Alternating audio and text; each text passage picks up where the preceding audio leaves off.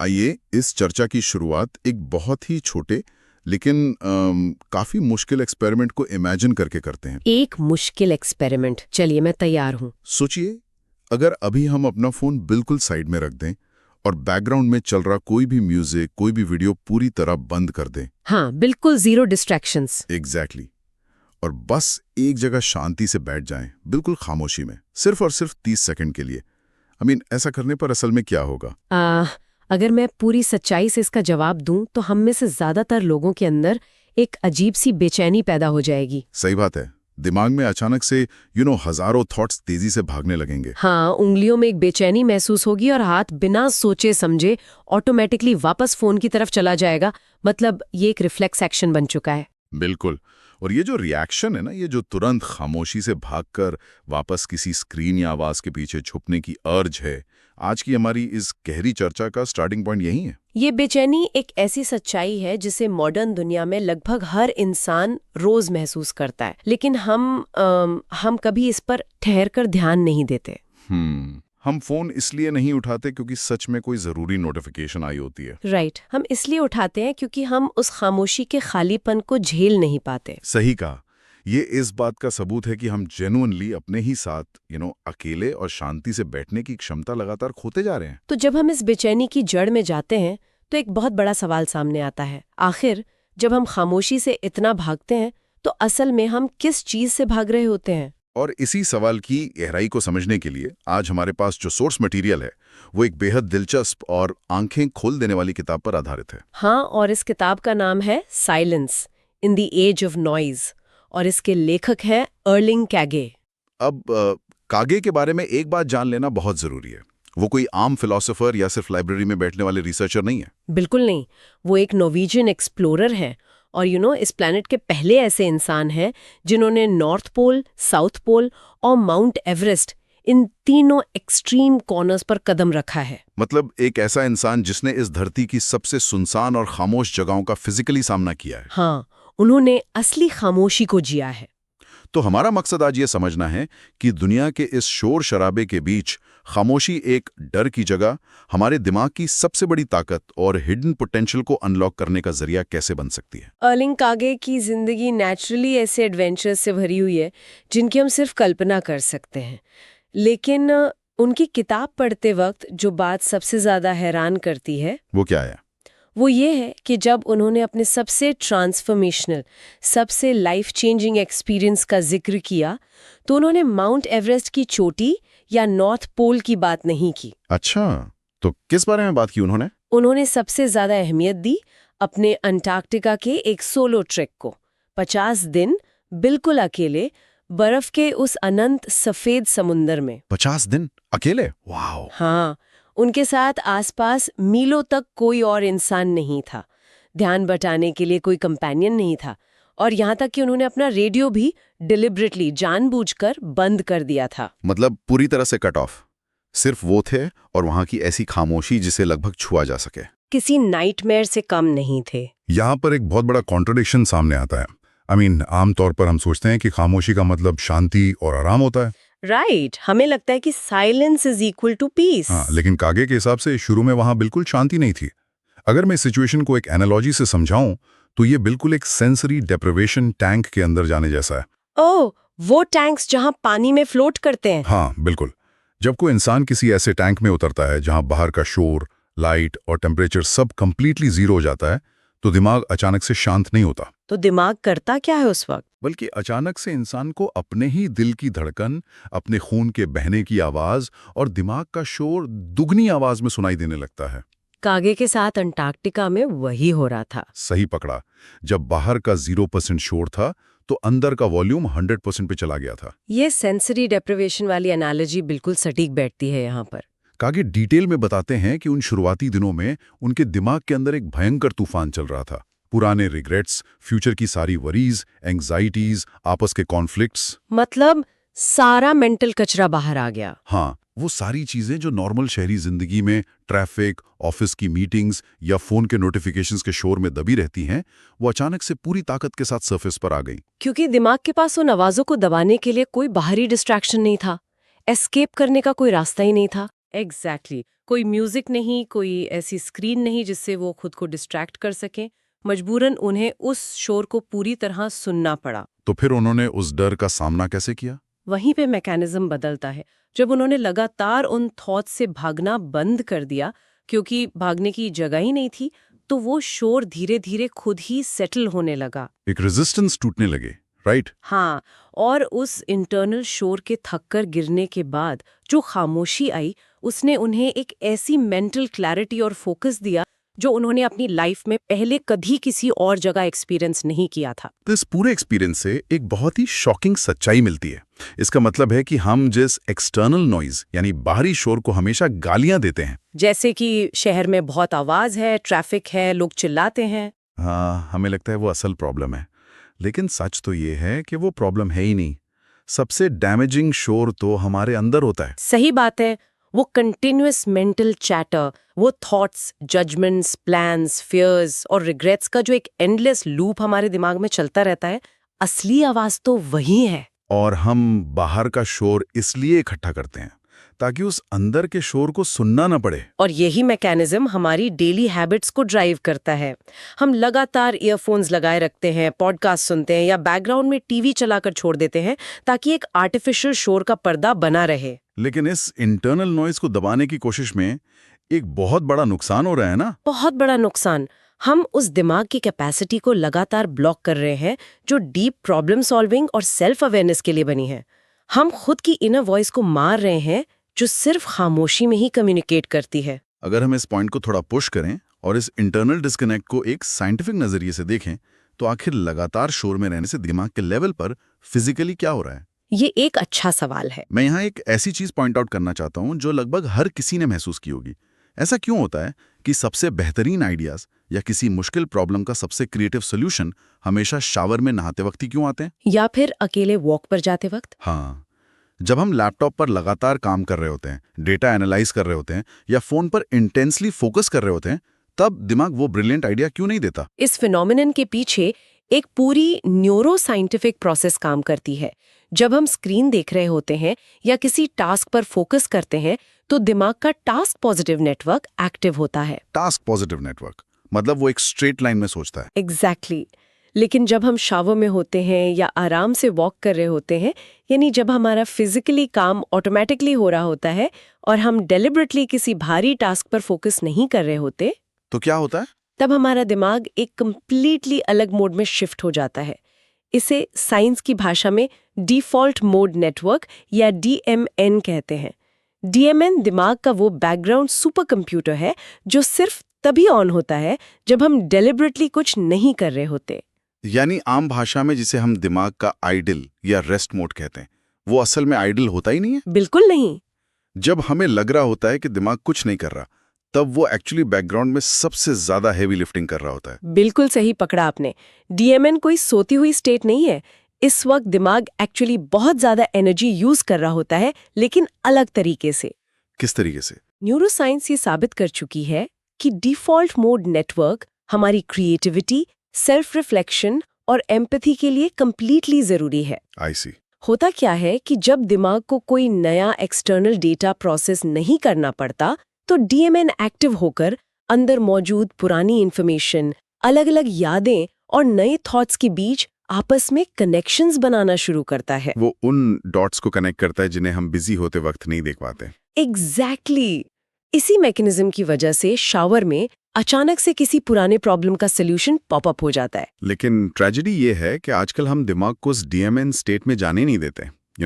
एक रील के बाद दूसरी रील, एक टास्क के बाद दूसरा टैब। हाँ, हम दिमाग को लगातार टास्क पॉजिटिव मोड में फोर्स करके रखते हैं और बिना इस रेस्ट मोड के दिमाग एग्जॉस्ट हो जाता है और उसकी क्लैरिटी पूरी तरह खत्म हो जाती है। ये तो एक तरह से दिमाग की गाड़ी को बिना गियर बदले लगातार पहले गियर में फुल स्पीड पर भगाने जैसा हो गया। इंजन तो ओवरहीट हो गई। सही एनालॉजी है। लेकिन यहाँ मुझे कॉन्ट्रडिक्शन नजर आता है। हाँ। अगर डिफॉल्ट मोड नेटवर्क हमारे दिमाग के लिए फिजिकली और मेंटली इतना जरूरी है, अगर खामोशी हमें रिचार्ज करती है, तो फिर हम खामोश रहने से इतना घबराते क्यों हैं? ये बहुत ही डीप क्वेश्चन है। क्योंकि सोसाइटी में तो आम सोच यही है कि खामोशी बहुत बोरिंग होती है। बोर्डम को एक नेगेटिव इमोशन, एक फेलियर की तरह लेबल कर दिया गया है। हाँ। लोग सोचते हैं कि अगर कोई खाली बैठा है तो वो अपना वक्त बर्बाद कर रहा है। हाँ, अर्लिंग कागे ने इस डर, इस घबराहट के पीछे की साइकोलॉजी को बहुत गहराई से डिकोड किया है।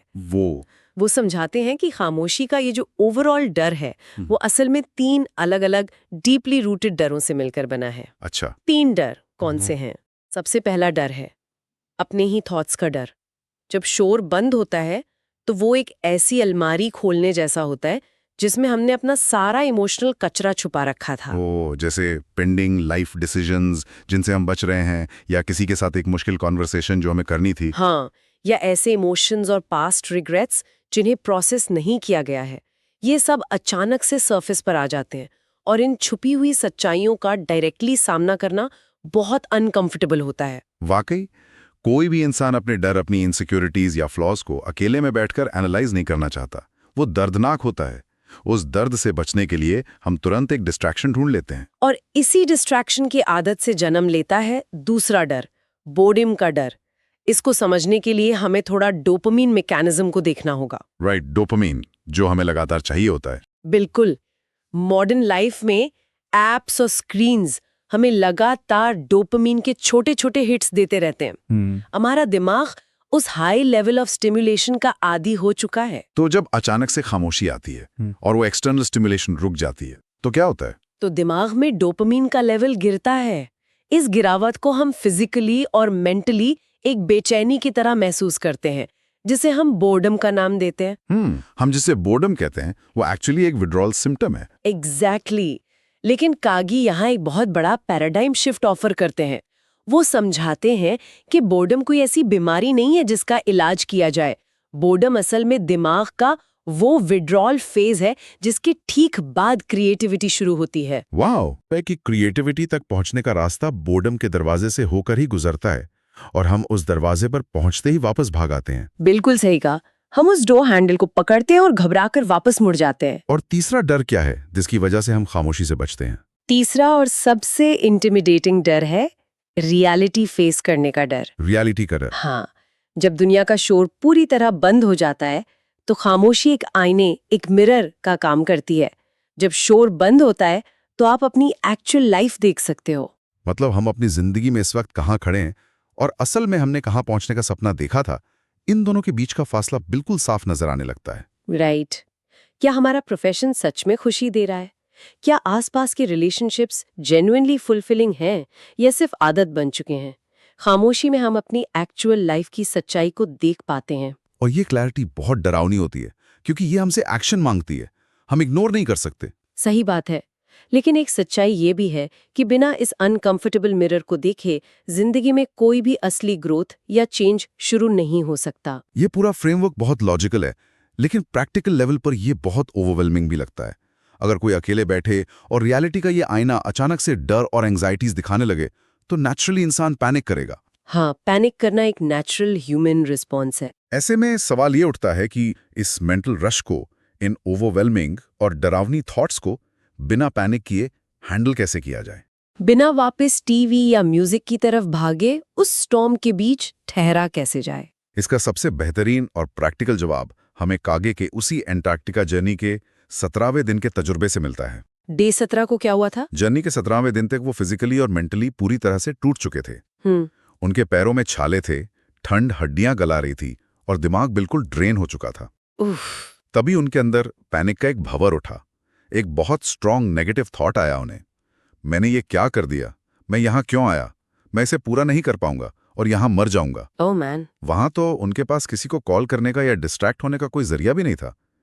ऐसे में उन्होंने खुद को उस पैनिक अटैक से कैसे निकाला? वहीं पर उन्होंने दिमाग के साथ एक काउंटर इंट्यूटिव एक्सपेरिमेंट किया। आमतौर पर जब हमें कोई डरावना थॉट आता है तो हम उससे लड़ने लगते हैं या जबरदस्ती खुद को पॉजिटिव फील कराने की कोशिश करते हैं। हाँ, हम अपने आप को डिस्ट्रैक्ट करते हैं। लेकिन कागे ने ऐसा कुछ नहीं किया। उन्होंने उस एक्सट्रीम ठंड और अकेलेपन में डिसाइड किया कि वो उस थॉट को ना तो फिक्स करेंगे और ना ही उससे भागेंगे। तो उन्होंने किया क्या? उन्होंने सिर्फ उस पैनिक को, उस सेल्फ डाउट को एक तीसरे इंसान, एक बाईस्टैंडर की तरह दूर से ऑब्जर्व करना शुरू किया, बिना उस पे कोई इमोशन अटैच किए। सिर्फ ऑब्जर्व किया, बिना किसी जजमेंट के। हाँ। और जब उन्होंने डायरेक्टली उस डर को ऑब्जर्व किया तो एक शिफ्ट आया। उस थॉट का डर धीरे धीरे डिसॉल्व होने लगा। उस दिन उन्हें एक फंडामेंटल सच्चाई फिजिकली महसूस हुई कि आपके अंदर आने वाले थॉट्स आपकी अपनी आइडेंटिटी नहीं है। ये एक ऐसी टेक्निक है जो एंशिएंट माइंडफुलनेस प्रैक्टिसेस में भी देखी जाती है।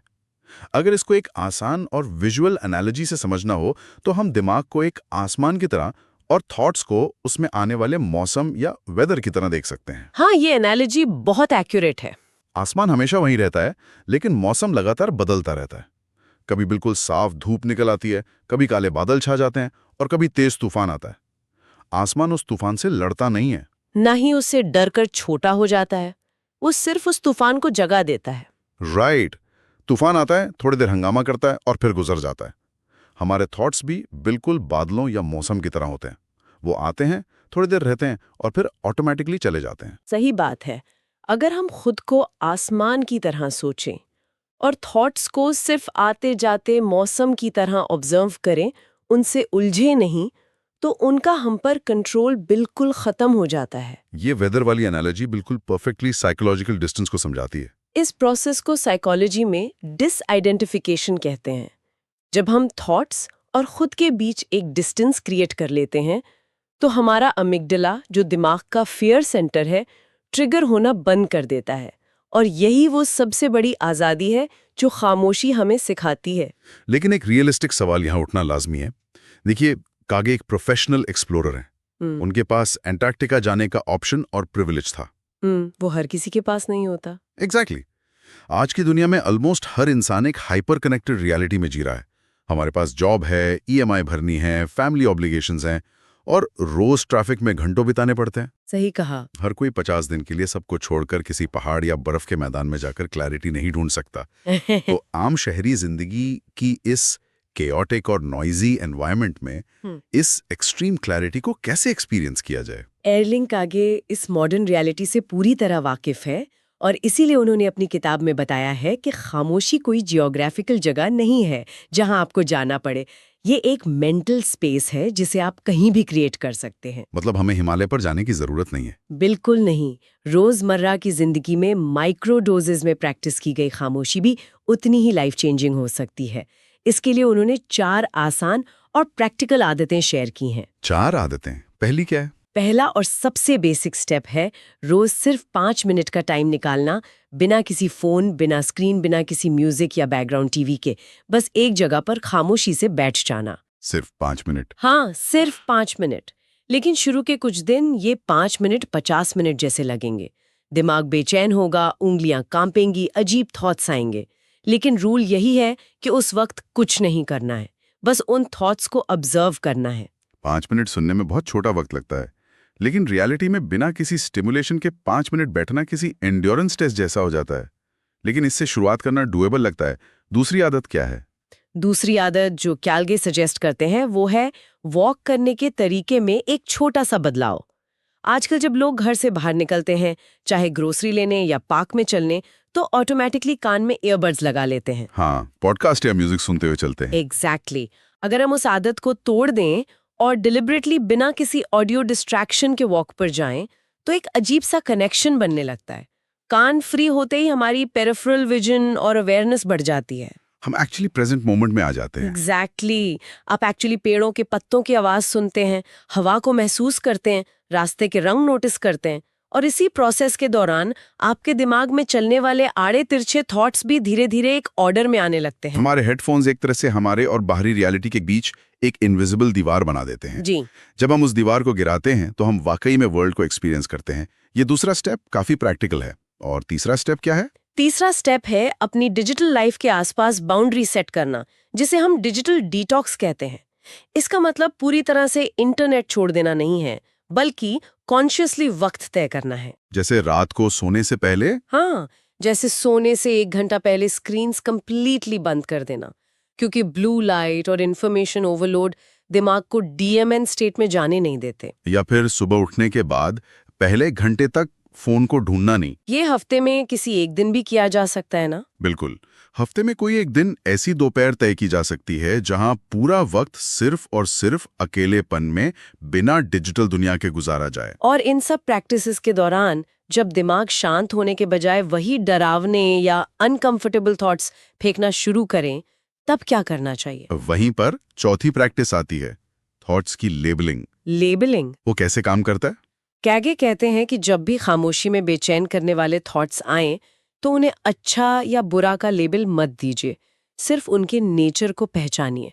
जैसे मन में सोचे, ओ ये थॉट पास्ट के रिग्रेट का है, या ये थॉट कल के पेंडिंग काम की एंजाइटी का है। ऐसा करते ही आप उस थॉट से इमोशनल लेयर को हटा देते हैं और सिर्फ इंफॉर्मेशन को देखते हैं। ओह आई सी। ये लेबलिंग प्रोसेस दिमाग में एक सेपरेशन क्रिएट करता है और डर को खत्म कर देता है। सही समझे, ये डर को पावर देने से रोकता है। ये चारों आदतें, 5 मिनट बैठना, बिना ईयरफोन चलना, डिजिटल बाउंड्रीज बनाना और थॉट्स को ऑब्जर्व करना, बिल्कुल आसान है और इनके लिए किसी पैसे या पहाड़ पर जाने की जरूरत नहीं है। लेकिन मुझे लगता है कि इन आदतों को रोज लगातार निभाना आसान नहीं होगा। ऐसा क्यों लगता है? क्योंकि आसपास का पूरा माहौल हमें डिस्ट्रैक्ट करने के लिए ही बना है। हम चाहते हुए भी फोन उठा लेते हैं। इस मुश्किल को कागे एक बहुत ही गहरे और पावरफुल नजरिए से देखते हैं, जो इस चर्चा का एक अहम बिंदु है। वो एक्सप्लेन करते हैं कि हम जिस इकोनॉमिक सिस्टम में जी रहे हैं, वहाँ हमारी अटेंशन सबसे बड़ा रॉ मटेरियल है। रॉ मटेरियल मतलब एक प्रोडक्ट बन गया हमारा अटेंशन। हाँ, हर सोशल मीडिया ऐप, हर न्यूज़ वेबसाइट और हर नोटिफिकेशन डिज़ाइन करने के पीछे हजारों ब्रिलियंट इंजीनियर्स और बिहेवियर साइकोलॉजिस्ट्स बैठे हैं। उन सब का एक ही मकसद है, आपकी आंखों को और आपके दिमाग को स्क्रीन पर लटका कर रखना। एल्गोरिदम्स का पूरा बिजनेस मॉडल यही है। एग्जैक्टली। वो ऐसी वेरिएबल रिवॉर्ड शेड्यूल्स पर काम करते हैं जैसे कोई कसिनो की स्लॉट मशीन। वो चाहते हैं कि आप लगातार डोपामिन के भूखे रहें और कंटेंट कंज्यूम करते रहें। ये बहुत बड़ा सच है, इसलिए इसे अटेंशन इकोनॉमी कहा जाता है। हमारा वक्त और हमारा ध्यान फ्री में हार्वेस्ट किया जा रहा है ताकि दूसरी कंपनीज पैसे कमा सकें। बिल्कुल। और कागे कहते हैं कि इस कॉन्टेक्स्ट में जब इंसान वॉलंटरली, अपनी मर्जी से स्क्रीन बंद करके खामोशी में बैठने का चुनाव करता है, तो वो सिर्फ अपनी मेंटल हेल्थ नहीं सुधार रहा होता। तो वो क्या कर रहा होता है? उस वक्त खामोशी चुनना एक एक्ट ऑफ रेजिस्टेंस बन जाता है। साइलेंस एक एक्ट ऑफ रेजिस्टेंस है। ये एक शांत विद्रोह है। एक ऐसी दुनिया में जहां हर कोई आपको डिस्ट्रैक्ट करके प्रॉफिट कमाना चाहता है, वहां अपनी अटेंशन को खुद कंट्रोल करना सबसे बड़ी बगावत है। साइलेंस एक एक्ट ऑफ रेजिस्टेंस है। ये पर्सपेक्टिव सब कुछ बदल देता है। इसका मतलब है कि जब हम अकेले में शांति से बैठते हैं, तो हम असल में उस एल्गोरिदमिक सिस्टम से अपना दिमाग वापस छीन रहे होते हैं। बिल्कुल सही, हम सिस्टम को हरा रहे होते हैं। हम ये घोषित करते हैं कि हमारी माइंड स्पेस, हमारा ध्यान, हमारी अपनी प्रॉपर्टी है और हम तय करेंगे कि उसे कहाँ इन्वेस्ट करना है। ये सेल्फ ओनरशिप का, खुद पर अधिकार जताने का सबसे छोटा लेकिन सबसे पावरफुल तरीका है। और जो लोग इस सेल्फ ओनरशिप को लेने की हिम्मत करते हैं, उनकी जिंदगी में जो बदलाव आते हैं वो बेहद प्रोफाउंड होते हैं। शुरुआती डिस्कम्फर्ट झेलने के बाद लोग सबसे पहले अपनी लाइफ में एक ऐसी क्लैरिटी महसूस करते हैं जो पहले कभी नहीं थी। दिमाग से फॉग छट जाता है। हाँ, डिस्ट्रैक्शंस का डर कम हो जाता है, फोकस लंबा हो जाता है। डिफॉल्ट मोड नेटवर्क को स्पेस मिलने की वजह से रुकी हुई क्रिएटिविटी नेचुरली फ्लो करने लगती है। और सबसे बड़ी बात, एक ऐसी शांति मिलती है जो बाहरी हालात पर डिपेंड नहीं करती। राइट, एक डीप अनब्रेकेबल इंटरनल काम। ये शांति तब आती है जब आपने अंदर चल रहे उस शोर को प्रोसेस कर लिया होता है, जिससे लोग सारी जिंदगी भागते रहते हैं। इस गहरी चर्चा को समेटते हुए हम ये साफ साफ देख सकते हैं कि अर्लिंग कैगे की जर्नी और साइंस दोनों मिलकर एक ही बात साबित करते हैं। खामोशी बिल्कुल भी बोरिंग नहीं होती। खामोशी बेहद प्रोफाउंड और पावरफुल होती है। सही कहा। बस जरूरत इस बात की है कि हम इस बोर्डम वाले आईने से डरकर भागना बंद करें। अगर थोड़ी सी हिम्मत करके उस डिस्कम्फर्ट वाले फेज को क्रॉस कर लिया जाए, तो दूसरी तरफ एक ऐसी आज़ादी इंतजार कर रही होती है जहां हमारी मुलाकात असल में किसी और से नहीं, बल्कि खुद अपने आप से होती है। जिंदगी का सबसे असली और गहरा तजुर्बा बाहरी दुनिया से पहले हमारी उस अंदर की दुनिया में शुरू होता है। और इस सच्चाई को हम तभी डिस्कवर कर सकते हैं जब हम डिस्ट्रैक्शंस को पॉज करके, शोर को रोककर उस खामोशी को सुनने की आदत डालें। ये रास्ता थोड़ा मुश्किल जरूर लगता है, पर असली मेंटल फ्रीडम इसी रास्ते पर चलकर मिलती है। और इस डीप डाइव को बंद करने से पहले एक नए और थोड़े बेचैन करने वाले सवाल को छोड़कर जाना जरूरी लगता है। आज के इस दौर में जहां हर वक्त किसी न किसी छोटी बड़ी स्क्रीन पर कोई ना कोई वीडियो चल रहा है और हर खाली सेकंड किसी ऐप के द्वारा भर दिया गया है, क्या हम बिना सोचे समझे एक ऐसी जिंदगी पीछे छोड़ने की तरफ बढ़ रहे हैं जो फुली कनेक्टेड तो थी लेकिन पूरी तरह डिस्ट्रैक्टेड थी? ये काफी डीप थॉट है। अगर हमारी अटेंशन ही हमारी लाइफ है तो हम अपनी अटेंशन कहाँ खर्च कर रहे हैं? एग्जैक्टली। पिछली बार कब किसी ने जेन्युइनली बिना कोई नोटिफिकेशन चेक किए खामोशी में ठहरकर अपनी आवाज सुनने की कोशिश की थी? शायद यही सही वक्त है उस एक्सपेरिमेंट को आजमाने का। अपनी डिवाइसेस से दूर हटाइए और जो भी अनकंफर्टेबल सच्चाइयां सरफेस पर आती हैं उनका सामना कीजिए। क्योंकि उस अनकंफर्टेबल शोर को पार करने के बाद ही वो असली खामोशी मिलती है जहां से जिंदगी सच में शुरू होती है। इस बारे में खुद से जरूर पूछेगा। अगले डीप डाइव में ऐसी ही एक नई और प्रोफाउंड डिस्कशन के साथ फिर मिलेंगे।